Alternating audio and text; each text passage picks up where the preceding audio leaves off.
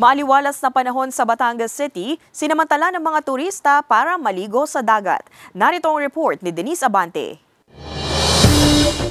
Kalmado ang dagat at maaliwalas ang panahong naranasan kaninang umaga sa Barangay Tabangao, Aplaya, Batangas City. Kaya ang ilang mga turista sinamantala ang magandang panahon para maligo sa dagat at mag-relax. Ang 32 anyos na si Ann kasama ang kanyang mga katrabaho mula pa sa Laguna at naisipang mag-relax bago umuwi. Dumalo raw kasi sila kahapon sa isang okasyon at nagkayayaan sila ngayong araw na maligo sa dagat bago bumalik sa Laguna. Para pang samantalang maano yung stress, yun. Kasi lagi na lang sa bahay, tapos work, yun. Kahit temporary lang, matanggal yung stress. Ating positive lang palagi. Dapat always ready, dapat laging alert. Bagamat mainit ang panahong naranasan kaninang umaga sa Kalakhang, Batangas, asahan pa rin daw ang pabugso-bugsong ulan ngayong hapon ayon sa Pag-asa. Dala pa rin daw ito ng localized thunderstorms at hanging habagat na nakaaapekto sa kanlurang bahagi ng Southern Luzon at Visayas.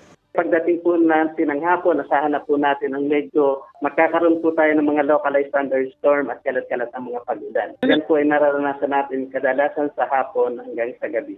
Ngayon po kasi tayo po ay southwest monsoon. Yun po ang ating panahon na kadalasan ay tumatagal po hanggang October. Sabi ng Pag-asa, posible raw na sa kalagitnaan ng Oktubre ang transition period o ang pagpapalit ng panahon mula habagat papunta sa amihan na siya raw pinakaabangang panahon ng 62 anyos na mangingisdang si Mang Roque dahil doon siya nakararami ng huli ng isda. Nakakakita na kahit na 2 kilo, 3 kilo sa lambat.